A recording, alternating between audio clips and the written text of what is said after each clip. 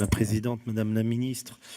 Beaucoup de choses ont été dites, la croissance pour tous, par tous et partout sur nos territoires de la République. Dans ce souci d'inclusion, vous nous proposez donc ce projet de loi pour la liberté de choisir son avenir professionnel et qui se veut refondateur de notre modèle de croissance en libérant et en protégeant les parcours de vie professionnelle. Ce projet de loi met en place de nouvelles modalités de gouvernance et de financement des plans de développement des compétences qui assurent une solidarité financière plus importante, notamment entre les grandes entreprises et les TPE, PME, afin notamment de résoudre ce paradoxe qui était jusqu'à là, je dirais, un financement qui allait plutôt en faveur des grandes boîtes. Et puis les TPE, PME en bénéficient un peu moins. Madame la ministre, deux questions pour ne pas répéter celles qui ont déjà été posées. L'une sur la gouvernance, l'autre sur les compétences. La gouvernance, avec ce dispositif de France Compétences qui a été annoncé en mars dernier, je voudrais que vous nous précisiez en complément de ce que vous avez déjà dit, notamment la présence ou non d'élus dans la composition de cette France Compétences, les règles de fonctionnalité entre l'État, la région et les partenaires sociaux, et notamment ces péréquations entre le soutien aux questions de compétences et au soutien aux TPE, PME. Mon inquiétude serait dans le risque qu'il y aurait à créer une agence de régulation hors sol, entre guillemets, qui finalement, vous avez parlé de l'intelligence de la main, se retrouverait avec la lourdeur administrative et qui ne répondrait pas à l'agilité, à l'attractivité, à la réactivité nécessaire, notamment au plus près des terrains et des besoins des entreprises.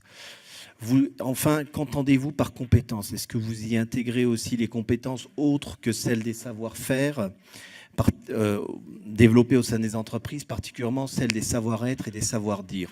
Et enfin, la formation, c'est aussi le temps de se former.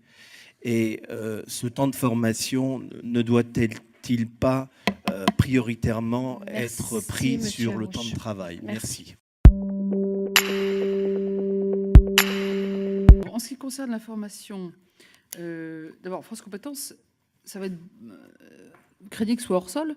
Aujourd'hui, on est hors sol. On a 4 organismes nationaux où c'est soit les partenaires sociaux État, ou État-région, ou... Enfin, on se croise sur les mêmes sujets, sur la formation et l'apprentissage, dans des endroits différents, et on n'appréhende jamais l'ensemble ensemble. Donc je crois que là, franchement, c'est un progrès de passer de 4 à 1. Et on se dit tout, on discute de tout. Et voilà. Après, c'est fait pour la régulation, c'est pas fait pour l'opérationnel. Je l'ai déjà évoqué. Les compétences, oui, bien sûr, c'est les savoir-faire, c'est les savoir-être, savoir vivre ensemble. Je l'ai évoqué sur.